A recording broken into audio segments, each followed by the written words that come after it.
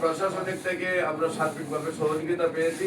পাশাপাশি আপনারা জানেন এই বর্তমান সরকার নির্বাচিত হওয়ার পরেই আমরা মাননীয় প্রধানমন্ত্রী এবং স্বরাষ্ট্রমন্ত্রী এবং প্রেসিডেন্টের পক্ষ থেকে আমরা দাওয়াত পেয়েছি। আমরা তাদের প্রতি কৃতজ্ঞতা জানাই। সার্বিকভাবে দেশটা এখন সবাই সহযোগিতা করার মধ্যে দিয়ে এগিয়ে যাচ্ছে। আমরা বিশ্বাস করি বাংলাদেশে বর্তমানে সাংবাদিকদের মধ্যে কোনো ক্রাইম হচ্ছে না এবং টেলিভিশনের মাধ্যমে কোনো ক্রাইম হচ্ছে না এবং প্রশাসনের মাধ্যমে কোনো ক্রাইম হচ্ছে না। কিন্তু কিছু প্রশাসনের নাম দিয়ে, টেলিভিশনের নাম দিয়ে এবং আপনার সাংবাদিকদের নাম দিয়ে আমাদেরকে হয়রানি করছে। বিশেষ করে আজ থেকে 2 বছর আগে আমার সাথে একজন অ্যাডভোকেট নজরুল ইসলাম পাকির কিছু দ্বন্দ্ব হয়। আপনারা জানেন আমি বাংলাদেশ ইসলামী সমন্বয় পরিষদের কেন্দ্রীয় সভাপতির দায়িত্বে রয়েছি।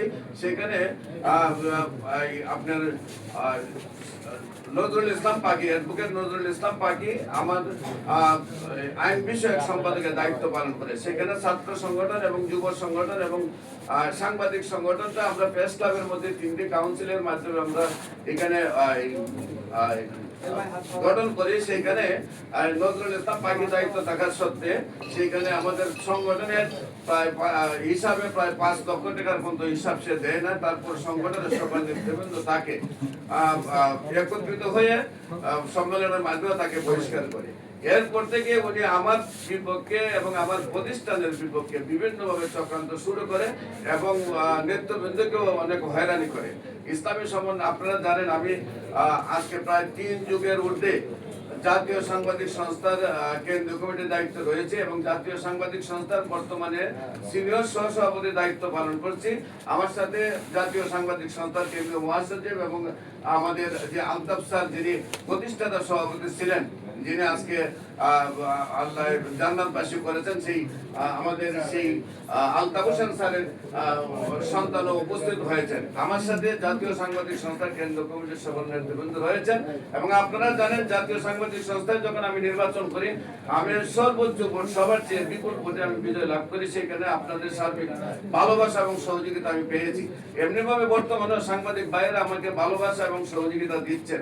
বিশেষ করে তারপরে সাংবাদিক নাম দিয়ে, তারপরে আপনার এই যে টেলিভিশনের নাম দিয়ে, তারপরে হলো প্রশাসনিক নাম দিয়েছে যেখানে কোনো ভিত্তি নেই, সেইগুলো আমাকে বারবার চাঁদাবাজির হয়রানি করছে। এটার মূলত অ্যাডভোকেট নজরুল ইসলাম পাকি সেই মূল কারিগর এবং সেইগুলা অহরহ ভিডিও আমার কাছে রয়েছে। যারা চাঁদাবাজি আমার কাছে চাঁদা চেয়েছে, আমি আপনাদের মাধ্যমে দেশবাসী কাছে এবং প্রশাসনের কাছে এবং সাংবাদিক ভাইদের কাছে এই জিনিসটি চাই যে যেন এই অন্যায়কারী যারা এইভাবে হলুদ সাংবাদিকতা করে সাংবাদিকদের মান সম্মান নষ্ট করতে চায়, টেলিভিশনের পরিচয় দিয়ে টেলিভিশনের মান সম্মান নষ্ট করতে চায়, সাংবাদিক আপনার প্রশাসনের পরিচয় দিয়ে প্রশাসনের ভাবমূর্তি নষ্ট করতে চায়, তাদের জন্য যথাযথভাবে প্রশাসন বিচার করে এবং আপনাদের সহযোগিতার জন্য তাদেরকে সুন্দরভাবে ধরিয়ে দিতে পারেন।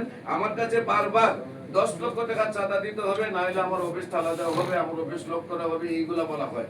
আপনারা জানেন আমি পলিটিক্যাল ভাবেও ইসলামী ছাত্র সেনার হবিগঞ্জ জেলা শাখার সভাপতি ছিলাম, পরে মহানগরীর সভাপতি ছিলাম, কেন্দ্রীয় কমিটির সভাপতি ছিলাম এবং আপনার বর্তমানে যুব সেনার ঢাকা মহানগরের দায়িত্ব পালন করে বর্তমান যুব সেনার কেন্দ্রীয় কমিটির সভাপতির দায়িত্ব পালন করছি এবং আমি এই পর্যন্ত ঢাকা 8 আসন থেকে 2 বার এমপি নির্বাচন করেছি এবং হবিগঞ্জ আসন থেকে এমপি নির্বাচন করেছি।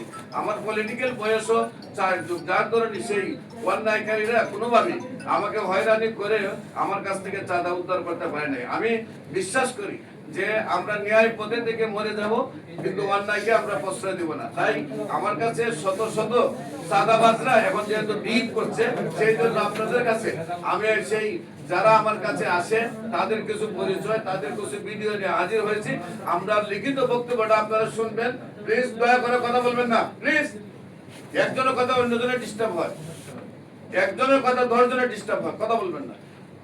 দয়া করে আপনারা আমাদের লিখিত বক্তব্যটা শুনবেন। আমাদের গণস্বাস্থ্য কমিটির সম্মানিত ব্যবস্থাপনা পরিচালক মিঠুন চৌধুরী লিখিত বক্তব্যটা পেশ করবেন। পাশাপাশি আমাদের কাছে যারা চাঁদা চাচ্ছে সেই সব ভিডিওগুলো আমরা আপনাদের সামনে প্রজেক্টরের মাধ্যমে উপস্থাপনা করার জন্য আমরা উপস্থিত হয়েছি।